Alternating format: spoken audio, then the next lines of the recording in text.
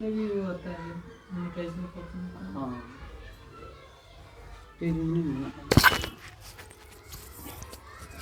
देख लो तो उधर। ठीक है।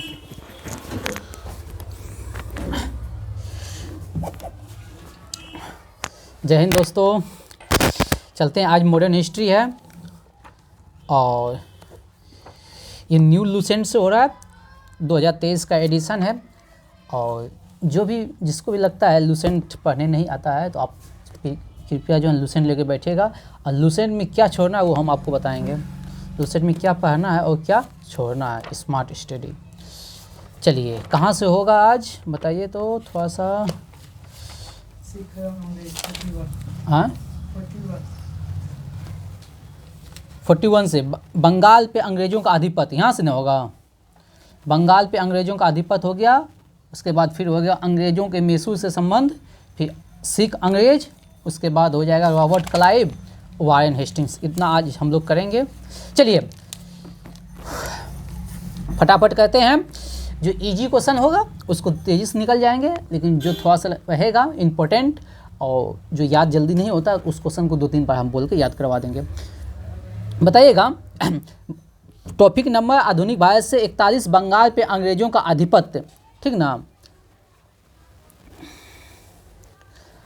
मुगल का जो भी था क्षेत्र, इधर आ जाइए, इधर आ जाइए। मुगल का जो भी क्षेत्र था उसमें जो है ना बंगाल जो था सबसे संपन्न था। बंगाल शुरू से संपन्न राज्य था। बताइएगा यहाँ एक क्वेश्चन है, बंगाल में स्वतंत्र शासक कौन था? स्वतंत्र था लेकिन जानते हैं वो मुगल सम्राट को राजस्व भेजता था। वो पहला शासक बताइए। हाँ, मुर्शिद कुली खां, ठीक ना। मुर्शिद कुली स्वतंत्र शासक था, परंतु जो है ना नियमित रूप से जो है ना मुगल बादशाह को क्या देता था? कर देता था। और जाके अली वर्दी खान जो है ना वो कर देना बंद कर दिया था। आगे जाके बताएंगे इसी क्वेश्चन में। मुर्शिद कुली खान ने अपनी राजधानी कहाँ बदला था? ढाका से मुर्शिदाबाद। पहले राजधानी कहाँ था? ढाका। उसके बाद कहाँ गया? मुर्शिदाबाद। और मुर्शिदाबाद जो है ना किस नदी के तट पे है? तो भागीरथी नदी के, याद रखिएगा किस नदी के तट पे है? भागीरथी नदी के तट पे है। तो मुर्शिद कुली खां की राजधानी कहाँ हो गया? पहले ढाका, फिर मुर्शिदाबाद। और उसके बाद फिर मुर्शिदाबाद से कहाँ जाता है पता है? मुंगेर। याद रखिएगा मुर्शिदाबाद से कहाँ जाता है? मुंगेर। मुंगेर के लेके जाता है मीर कासिम, ठीक ना। मीर कासिम लेके जाता है, वो आगे आएगा। और एक क्वेश्चन बहुत ही अच्छा आता है, इजारेदारी प्रथा जो है ना किसने स्टार्ट किया था? इजारेदारी प्रथा। तो याद रखिएगा मुर्शिद कुली खां। इजारेदारी प्रथा कौन स्टार्ट किया था? मुर्शिद कुली खां। और तबाकी ऋण कौन स्टार्ट किया था? मुर्शिद कुली खान। तबाकी ऋण क्या जानते हैं? जैसे खेती करना है तो खेती करने के लिए एडवांस में पैसा दे दिया जाता था, ठीक ना। खेती करने के लिए पैसा एडवांस में दे दिया, लेकिन शर्त क्या रहता था? जब खेती हो जाए तो फसल जो है ना, फसल में दाम कुछ कम देता था और उसी को बेचना होता था, ठीक ना। चलिए और बताइएगा मुर्शिद कुली खां का उत्तराधिकारी कौन हुआ बताइए? हाँ, उसका दामाद जो है ना सुजाउद्दीन हो गया। तो मुर्शिद कुली खां हो गया, फिर सुजाउद्दीन हो गया, फिर सुजाउद्दीन के बाद आता है सरफराज खां। फिर कौन आता है? सरफराज खां। और सरफराज खान के फिर बाद आता है अली वर्दी खान, ठीक ना। चलिए आगे बढ़ते हैं। गिरिया का युद्ध जो है ना, गिरिया का युद्ध कब हुआ था? तो याद रखिएगा गिरिया का युद्ध कब हुआ था? 1740 ईस्वी में हुआ था। गिरिया का युद्ध कब हुआ था? 1740 ईस्वी में। किसके बीच हुआ था? सरफराज और अली खां वर्दी, ठीक ना। अली वर्दी खां, ऐसे याद रखिएगा, अली वर्दी खां के बीच हुआ था। सरफराज और अली वर्दी खां के बीच हुआ था गिरिया का युद्ध, ठीक ना। इसी युद्ध के बाद जो है ना अली वर्दी खां जो है बंगाल का क्या बन गया था? नवाब बन गया था। इसी युद्ध के बाद अली वर्दी खां बंगाल का नवाब बन गया था। किस युद्ध के बाद? गिरिया के युद्ध के बाद। गिरिया के युद्ध कब हुआ था? 1740 में। किसके बीच हुआ था? सरफराज और अली वर्दी खां के बीच हुआ था, ठीक ना। अब इन्होंने अली वर्दी खान क्या किया? राजस्व देना बंद कर दिया। मुर्शिद कुली खां राजस्व भेजता था, लेकिन अली वर्दी खां राजस्व देना बंद कर दिया। एक बार ही राजस्व दिया, उसके बाद राजस्व भेजना बंद कर दिया। यानी कि बंगाल में स्वतंत्र रूप से जो है ना स्थापना कौन किया? अली वर्दी खां, ठीक ना। चलिए आगे बढ़ते हैं। इसी अली वर्दी खां के समय में बंगाल इतना संपन्न हुआ कि इसको कहते हैं स्वर्ण काल, ठीक ना। भारत का स्वर्ण, ठीक ना। बंगाल किसके समय में बंगाल को भारत का स्वर्ण काल कहा जाता है? ये कहा जाता है अली वर्दी खां के टाइम पीरियड को, ठीक ना। बताइएगा। और ये भी बताइए, अली वर्दी खां के बाद बंगाल का शासक कौन बनता है? सिराजुद्दौला। कौन बनता है? सिराजुद्दौला बनता है। उसका दामाद बनता है, उसका कोई बेटा नहीं रहता है, तो उसका 3 गो बेटियाँ रहता है, ठीक ना, उसका 3 बेटी रहता है, और इसीलिए उसका जो है ना बनता है दामाद ही बनता है, ठीक ना, सिराजुद्दौला बनता है। चलिए आगे बढ़ते हैं। अब इसके समय में जो न सिराजुद्दौला के समय में एक महत्वपूर्ण घटना होता है, ब्लैक होल की घटना, काल कोठरी की घटना। तो याद रखिएगा, ब्लैक होल की घटना कब हुआ था? 20 जून। हाँ, 20 जून 1756 को। 20 जून 1756 को कब हुआ था ब्लैक होल की घटना? 20 जून 1756 को, जिसमें कहा जाता है 140 अंग्रेज को जो है एक छोटी सी कोठी में बंद कर दिया था, और जिसमें 23 आदमी ही जिंदा था। और इस घटना को देखा था हालवेल ने। अब क्या सही है, इतिहासकारों में इसमें मतभेद है कि घटना सही है या गलत है, ठीक ना। हालवेल ने जो है ना इस घटना को देखा था, वही उजागर किया था, ठीक ना, लेकिन इस घटना के पीछे कुछ भी प्रमाण उतना सटीक नहीं है, ठीक ना। चलिए आगे बढ़ते हैं। अब प्लासी के युद्ध कब होता है? 23 जून। हाँ, 23 जून 1757 में। ब्लैक होल की घटना 20 जून 1756 को, और प्लासी के युद्ध 23 जून 1757 को, ठीक ना। और किसके किसके बीच हुआ था? रॉबर्ट क्लाइव और सिराजुद्दौला के बीच। रॉबर्ट क्लाइव और सिराजुद्दौला के बीच। इसमें जो है ना इसका सिराजुद्दौला का जो मुख्य सेनापति था मीर जाफर, वही मिल गया था, ठीक ना। जब किसी युद्ध में जो मुख्य सेनापति है वही मिल जाएगा, तो उस युद्ध का हाल क्या होगा? युद्ध एकदम निश्चित है क्या होगा? हारेगा ही हारेगा। लेकिन इसमें जो है ना 2 गो है ऐसा सैनिक था जो कि एकदम ईमानदारी से लड़ा था। 2 ही बताइएगा, मोहनलाल और मीर मदान। याद रखिएगा, मोहनलाल और मीर मदान एकदम पूरा ईमानदारी से जो लड़ा था, ठीक ना। आगे बढ़ते हैं। और उसके बाद फिर अंग्रेज जो है ना मीर जाफ़र को गद्दी पर बैठा देता है। प्लासी के युद्ध के बाद मीर जाफ़र को गद्दी पर बैठा देता है, ठीक ना। नहीं, पहले मीर जाफ़र, फिर उसको मीर जाफ़र को बैठाता है, फिर मीर जाफ़र को हटाकर जो है ना मीर कासिम को बैठाता है, फिर मीर कासिम को हटाकर फिर से मीर जाफ़र को बैठा देता है, ये है, ठीक ना। अब बताइएगा, मीर कासिम अपनी राजधानी मुर्शिदाबाद से कहाँ लेके गया? मुंगेर। ये जो मुंगेर है अपने बगल में, हम लोग को पड़ोसी है मुंगेर, मात्र 60 किलोमीटर है भागलपुर से मुंगेर, ठीक ना।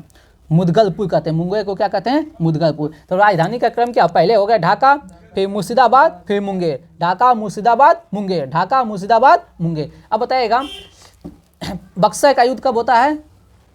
1764 में। बक्सर का युद्ध कब होता है? 1764 में। बक्सर के युद्ध जो है ना, प्लासी के युद्ध तो न्यू डाला, लेकिन बक्सर के युद्ध जो है ना पूरी तरह भारत का साम्राज्य उसके झोली में झोंक दिया, क्योंकि बक्सर के युद्ध में 3 सेनाओं को हराया, दिल्ली को, मुगल को, अवध को, एक साथ तीनों सेनाओं को हराया, ठीक ना। तो बताइएगा, अवध के शासक कौन था उस समय? बक्सर के युद्ध के समय अवध का शासक कौन था? सिराजुद्दौला। कौन था? सिराजुद्दौला। अब मुगल शासक कौन था? शाह आलम द्वितीय। कौन था? शाह आलम द्वितीय। और बंगाल का शासक कौन था? मतलब बंगाल के तरफ से लड़ा था मीर कासिम, ठीक ना। शासन तो उस समय था मीर जाफर का ही, ठीक ना। चलते हैं आगे बढ़ते हैं। और अंग्रेज सेनापति कौन था बक्सर के युद्ध के समय? अंग्रेज सेनापति कौन था? Hector Munro. कौन था? Hector Munro. कौन था? Hector Munro. कौन था? Hector Munro. अब देखते हैं अंग्रेज के मैसूर से संबंध। बताएगा, मैसूर का शासक हैदर अली कब बना था? 1761 में। हैदर अली मैसूर का शासक कब बना था?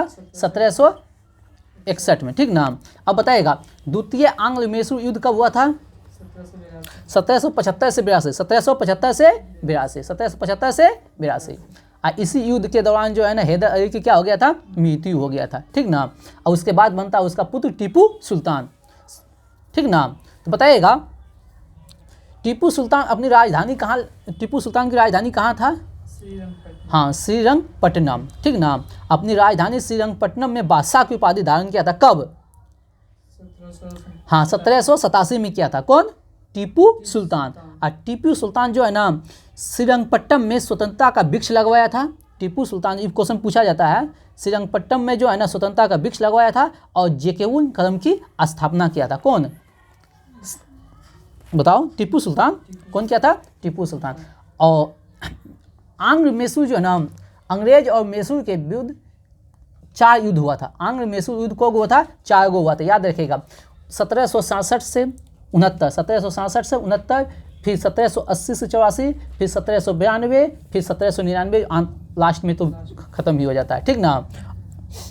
तो और 4 युद्ध 3 संधि, MMS मद्रास, मंगलोर और श्रीरंगपट्टम। मद्रास की संधि, मंगलोर की संधि और श्रीरंगपट्टम की संधि। तो एक 1-1 से पढ़ते हैं। प्रथम आंग्ल मैसूर युद्ध कब हुआ था? प्रथम आंग्ल मैसूर युद्ध 1767 से 69, 1767 से 69। प्रथम आंग्ल मैसूर युद्ध 1767 से 69। द्वितीय आंग्ल मैसूर युद्ध 1780 से 84। हाँ 1780 से 84। दूसरा हो गया 1780 से 84। इस समय गवर्नर जनरल कौन था?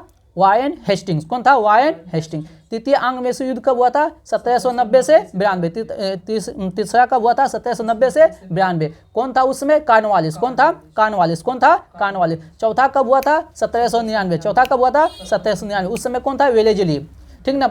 दूसरा में कौन था? हेस्टिंग्स। दूसरा में कौन था? हेस्टिंग्स। तीसरा में कौन था? तीसरा कॉर्नवालिस। और चौथा में कौन था? वेलेजली। चौथा में कौन था? वेलेजली। चौथा में कौन था? वेलेजली, ठीक ना। और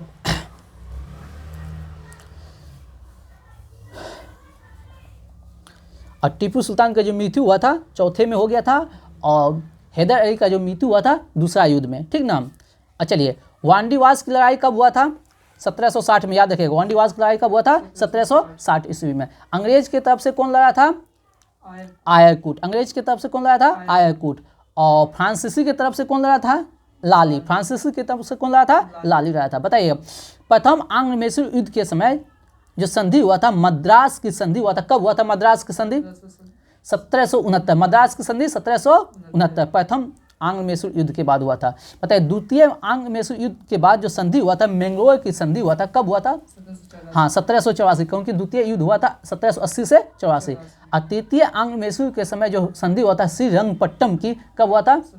हाँ 1792। चौथा में तो खत्म ही हो गया, ठीक ना। तो इसका ट्रिक है MMS। चलिए, ये हो गया खत्म। अब आइए सिख एवं अंग्रेज। अब आइए सिख एवं अंग्रेज, ठीक ना। सिख संप्रदाय की स्थापना किसने किया है?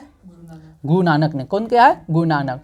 ये प्रथम गुरु हैं। बताइएगा, गुरु नानक की जो अनुयायी है, गुरु नानक के जो अनुयायी है वही कहलाया क्या? सिख, ठीक ना। बताइएगा, गुरु नानक किसके समकालीन थे?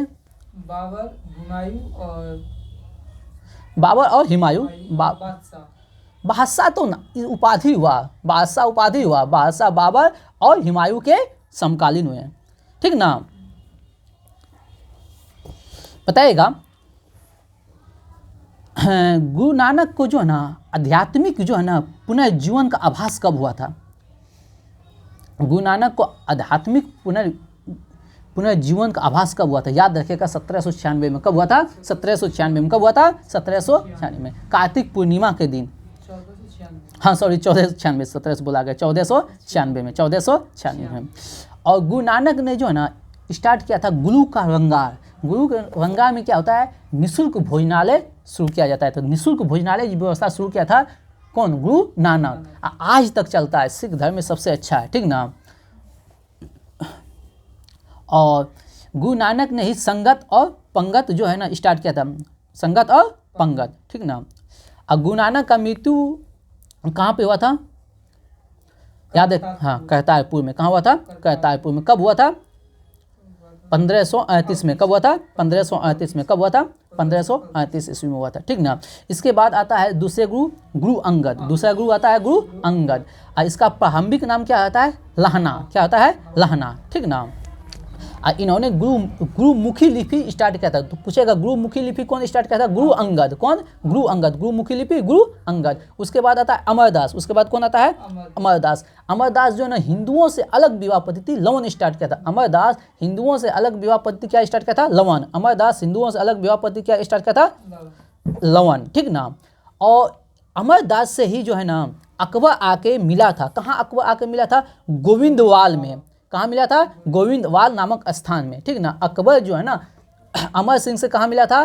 गुरु गोविंदवाल नामक स्थान में। और उसकी जो अमरदास की बेटी थी बीबी भानी, उसको 500 बीघा जमीन जो है ना दान दिया था, 500 बीघा जमीन दान दिया था। तो अमरदास के विषय में याद रखिएगा, अमरदास 22 गद्दियों की स्थापना किया था। अमरदास क्या था? 22 गद्दियों की स्थापना किया था। अमरदास क्या था? 22 गद्दियों की स्थापना। अब आइए, अमरदास के बाद आता है रामदास। अमरदास के बाद आता है रामदास। रामदास क्या कहता है? जो ये बीबी भानी को 500 बीघा जमीन मिलता है, बीबी भानी को जो 500 बीघा जमीन मिलता है, उसमें अमृत शहर बसाता है। क्या बसाता है? अमृत शहर बसाता है। ठीक ना?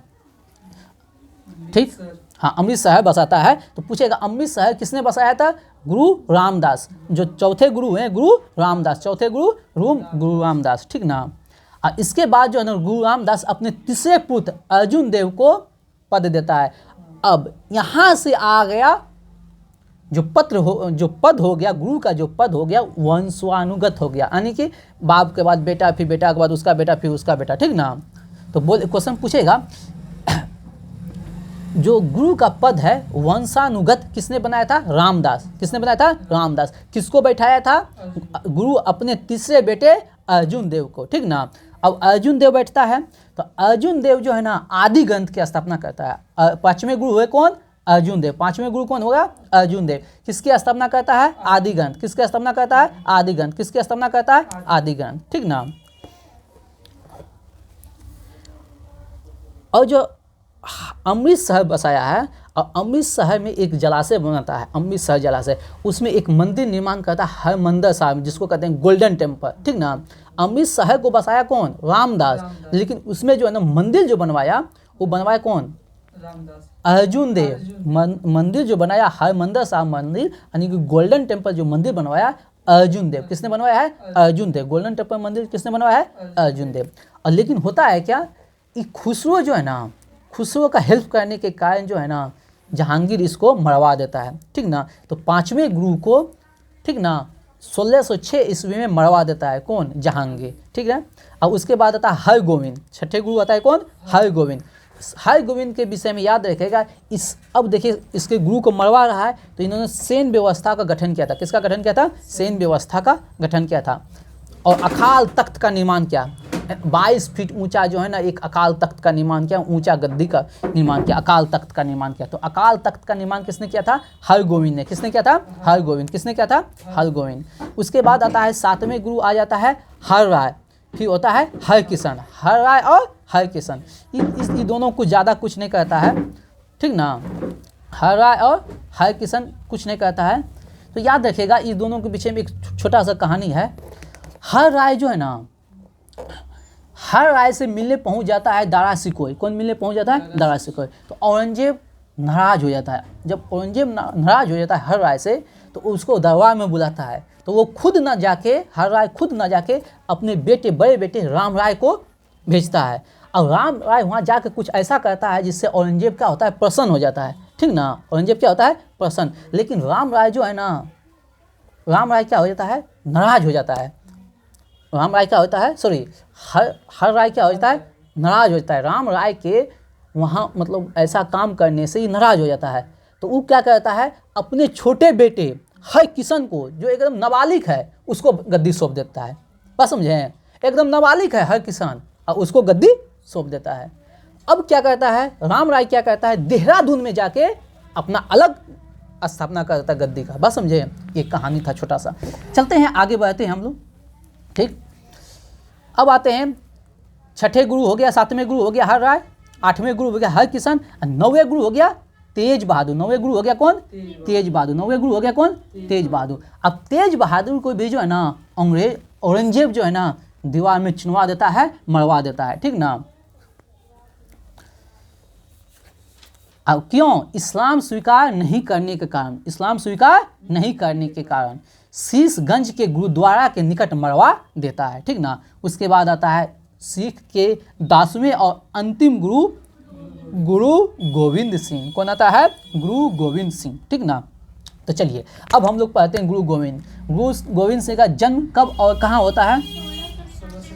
1666 में पटना में। 1666 में पटना में। ये अपने गुरु गोविंद सिंह को कहा जाता है सच्चा बादशाह। क्या कहा जाता है? सच्चा बादशाह। इन्होंने 5 लकार अनिवार्य किया था। प्रत्येक सिख को 5 लकार जो अनिवार्य है, 5 यानी ककार, लकार कहते हैं, 5 ककार।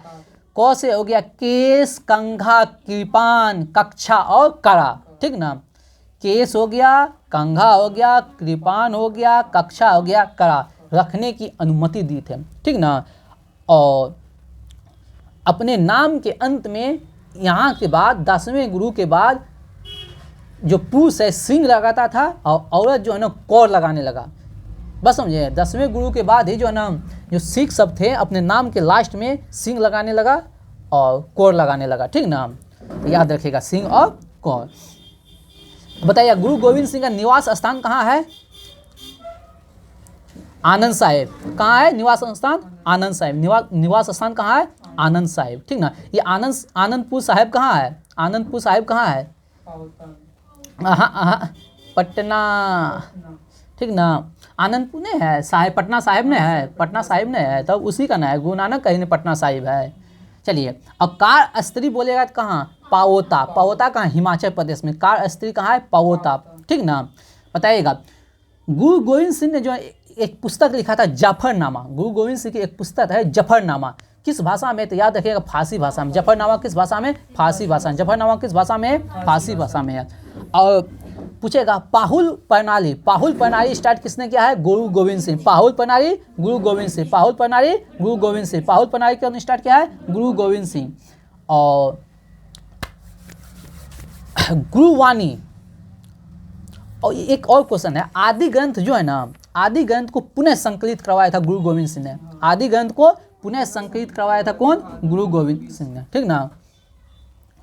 अब इसके बाद जो गुरु पद को एक समाप्त कर देता है गुरु गोविंद सिंह, लास्ट में गुरु पद को क्या करता है? समाप्त कर देता है। बताएंगे इसका 4 पुत्र थे, 4 पुत्र, ठीक ना। हाँ 4 पुत्र थे, 2 पत्नियां थी, ठीक ना। चारों पुत्र मारा जाता है, ठीक ना। चारों पुत्र, आनंदपुर का युद्ध होता है पहला, फिर आनंदपुर का दूसरा युद्ध होता है, ठीक।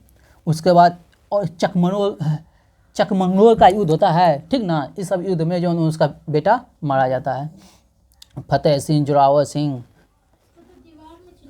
हाँ, चलिए आगे बढ़ जाते हैं। बताइएगा गुरु गोविंद सिंह की हत्या जो है ना कौन और कब किया था और कहाँ किया था? गुरु गोविंद सिंह ने किया था और कौन सी कहता है? हाँ। निदार। हाँ, नादेर नामक स्थान पे किया था गुरु खां, ठीक ना। गुरु गोविंद सिंह की हत्या, ठीक ना, गुल खां, गुरु गोविंद सिंह की हत्या किया था कौन? गुल खां, ठीक ना।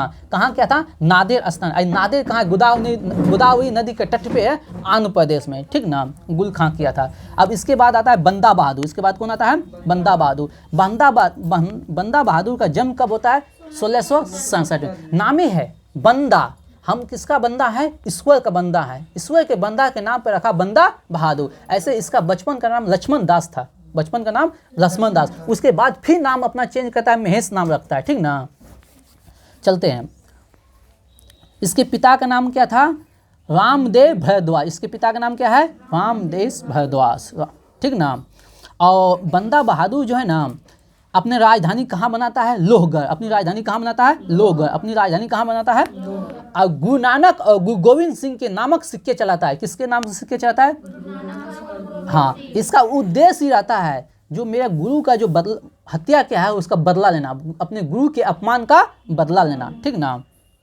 लेकिन फरकसुअर जो है ना, फरकसुअर इसको जो है ना मरवा देता है, फरकसुअर इसको मरवा देता है 1716 ईस्वी में, ठीक ना, ठीक ना। फर्रुखसियर इसको मरवा देता है। क्वेश्चन पूछता है बंदा बहादुर को किसने मरवाया? फर्रुखसियर ने। किसने मरवाया है? फर्रुखसियर ने, ठीक ना। चलिए आगे बढ़ते हैं।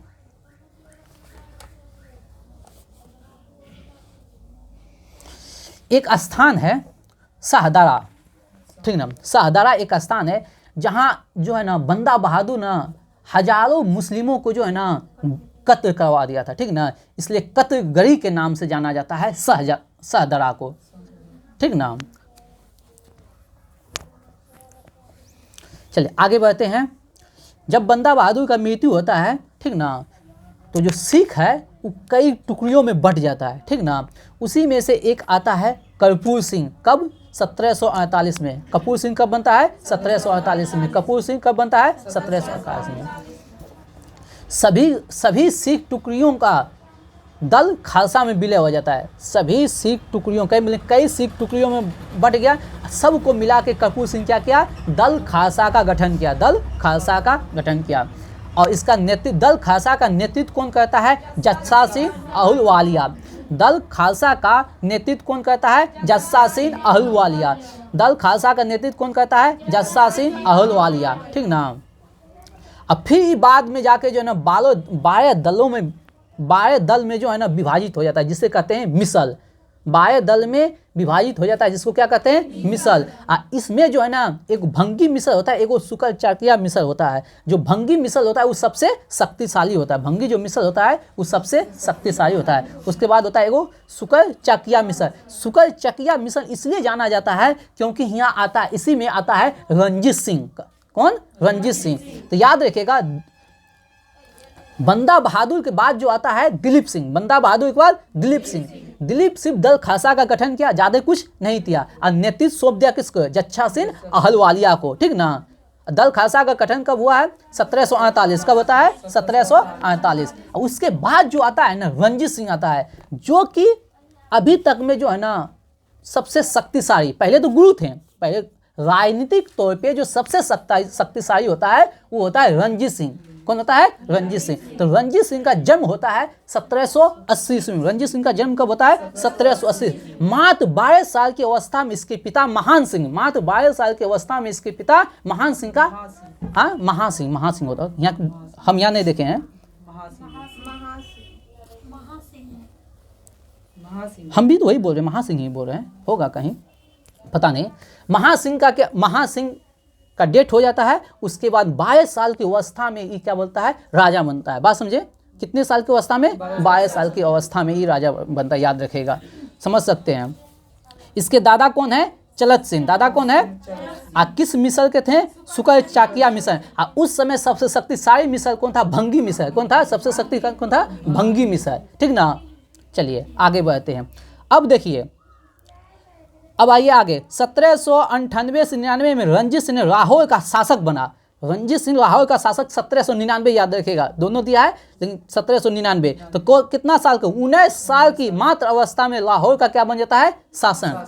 लाहौर का शासन बन जाता है कितने साल की अवस्था में, 19 साल की अवस्था में। और 25 अप्रैल 1849 मेटकॉप और महाराजा रणजीत सिंह के बीच अमृतसर की संधि होती है। तो ये क्वेश्चन बहुत ही इंपॉर्टेंट है। अमृतसर अभी तक जितना हम बात बताए हैं, जब से आप लोग महान आदमी बैठे हैं, ठीक ना, तो मात्र एक क्वेश्चन इंपॉर्टेंट है, अमृतसर की संधि कब होता है। अमृतसर की संधि 25 अप्रैल 1809 को। अमृतसर की संधि 25 अप्रैल 1809 को किसके किसके बीच, मेटकॉप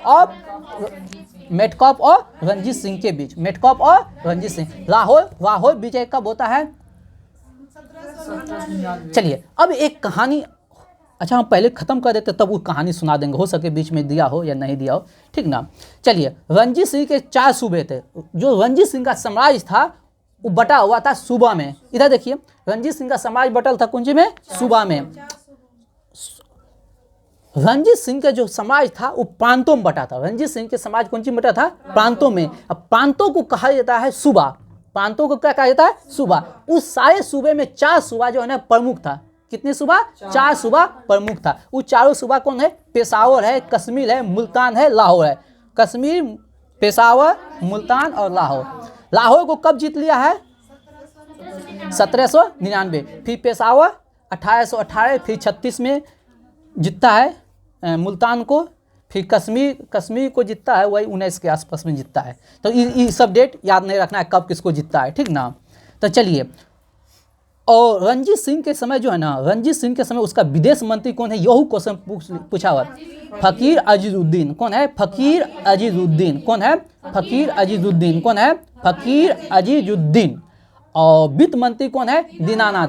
वित्त मंत्री कौन है, दीनानाथ। वित्त मंत्री कौन है, दीनानाथ। चलिए अब यहाँ से, और रणजीत सिंह की मृत्यु कब हो जाता है, 1839 ईस्वी में। कब हो जाता है, 1839। चलिए अब हम थोड़ा सा कहानी जो बताना चाह रहे थे, जो रणजीत सिंह है कहाँ का है, पंजाब का। आप लोग को बता देना चाहते हैं, जो पंजाब भारत में भी है और पाकिस्तान में है।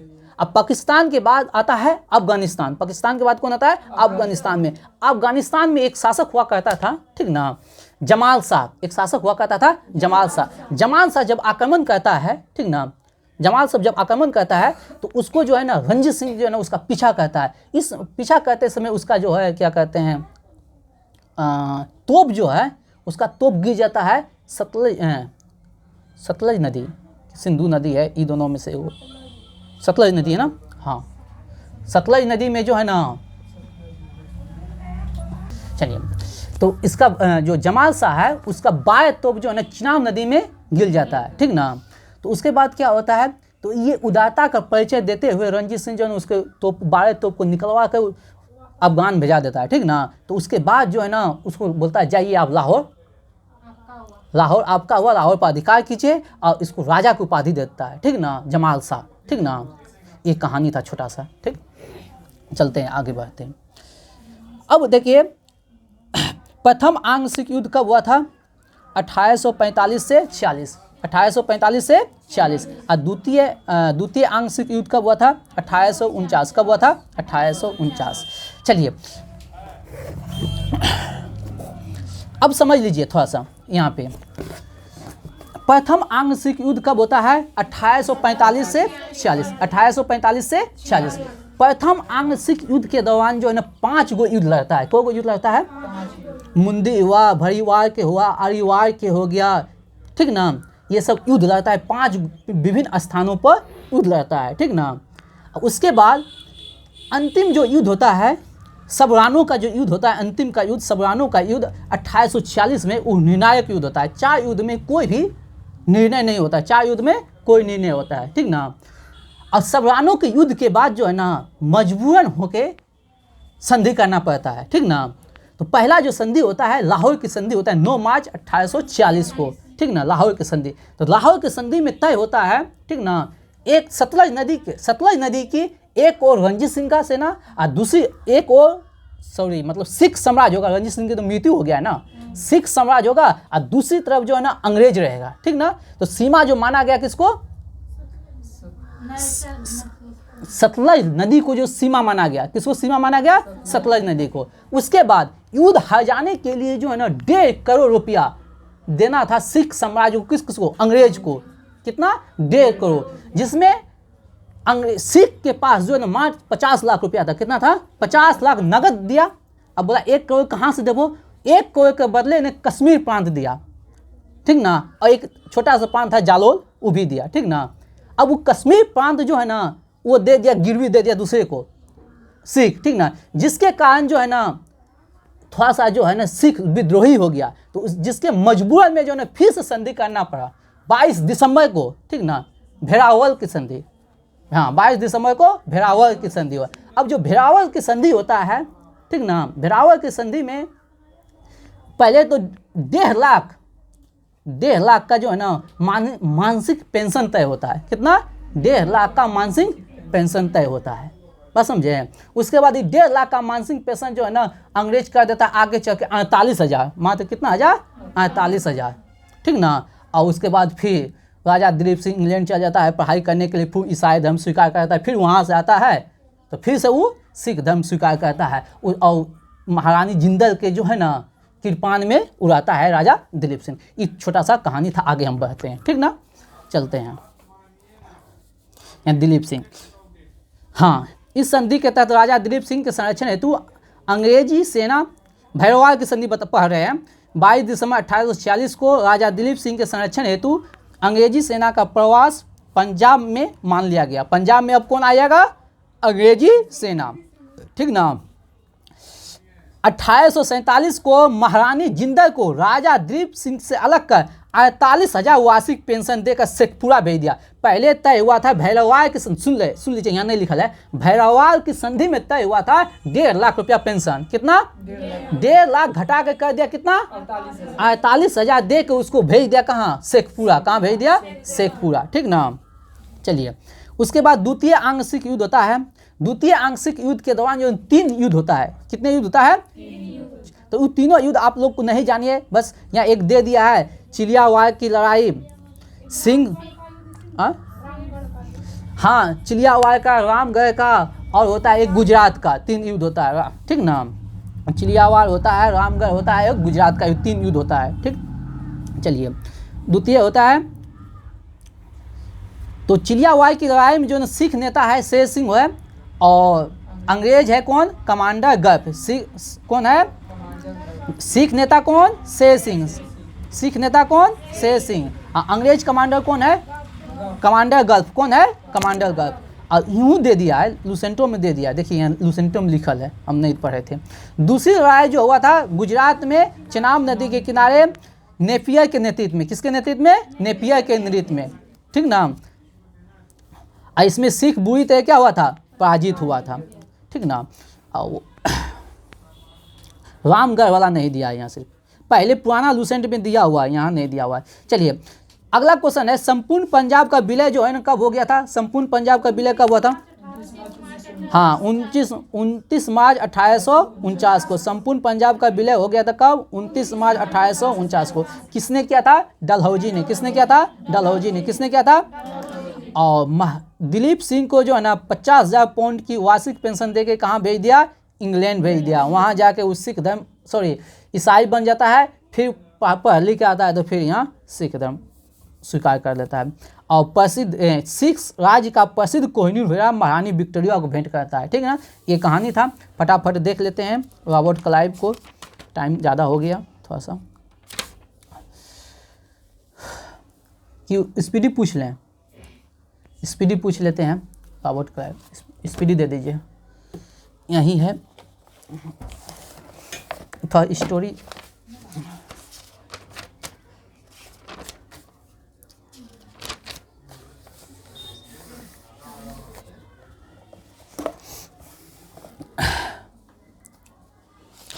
मनुष्य के राज उद्भिद कोशिकाओं के जीवन अवधि कितना होता है, 120 दिन होता है।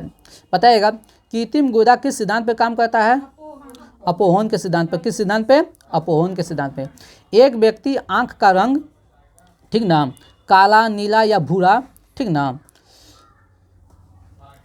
किस पे निर्भर करता है, उसका आंख का रंग जो है किस पे निर्भर करता है, आइरिस पे। किस पे निर्भर करता है, आंख में जब धूल चला जाता है कौन सूज कर गुलाबी हो जाता है, सलेस्मा। कौन हो जाता है, सलेस्मा। ठीक ना, बच्चे के दूध पीते समय स्तनों में दूध का निष्कासन किसकी मदद से होता है, ऑक्सीटोसिन के। किसके, ऑक्सीटोसिन की मदद से होता है। ठीक ना, बताइएगा निषेचन कहाँ होता है, फ्लोपियन ट्यूब में होता है, या डिम वाहिनी में, बोलिए फ्लोपियन ट्यूब या डिम वाहिनी, जो बोलिए। पता है कृत्रिम वीर्य को कहाँ रखा जाता है, द्रव नाइट्रोजन में। कहाँ रखा जाता है, बताइएगा सबसे बड़ा पुष्प किसका होता है, रेफरेंसिया। किसका होता है, रेफरेंसिया। बताइएगा औसत फल कौन कौन है, नारियल, कटहल, सेब। बताइएगा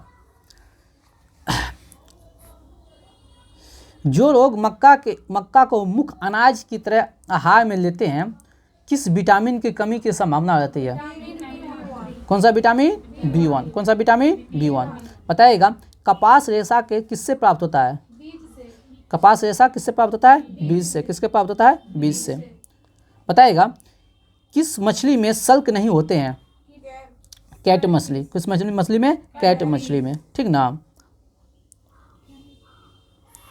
सल्क। अगला बताइएगा लिटमस किससे प्राप्त होता है, लाइकेन से। लिटमस किसके प्राप्त होता है, बताइएगा मलेरिया के उपचार की दवा जो है ना किससे प्राप्त होता है, सिनकोना के वृक्ष से। बताइएगा अफीम जो एक पादप उत्पाद है किससे प्राप्त होता है, सूखे लैक्टेक्स से। ठीक ना, अफीम किससे प्राप्त होता है, सूखे लैक्टेक्स से। ठीक ना, बताइएगा पश्मीना ऊन जो है ना किससे प्राप्त होता है, बकरी से।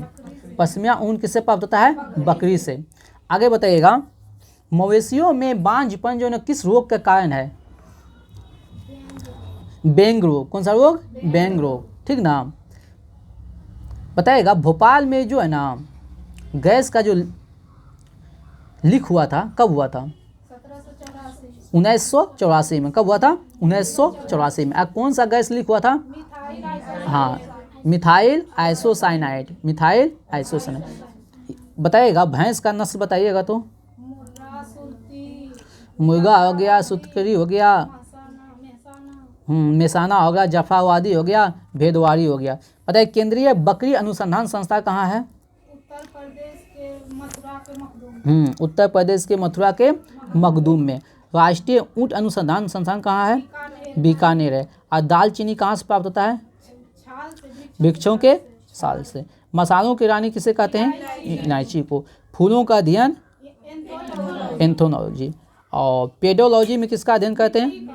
मिट्टी का। और सिस्टमा नेचर पुस्तक का लेखक? हाँ लिनियस। सिस्टमा नेचर पुस्तक लिनियस, ठीक ना।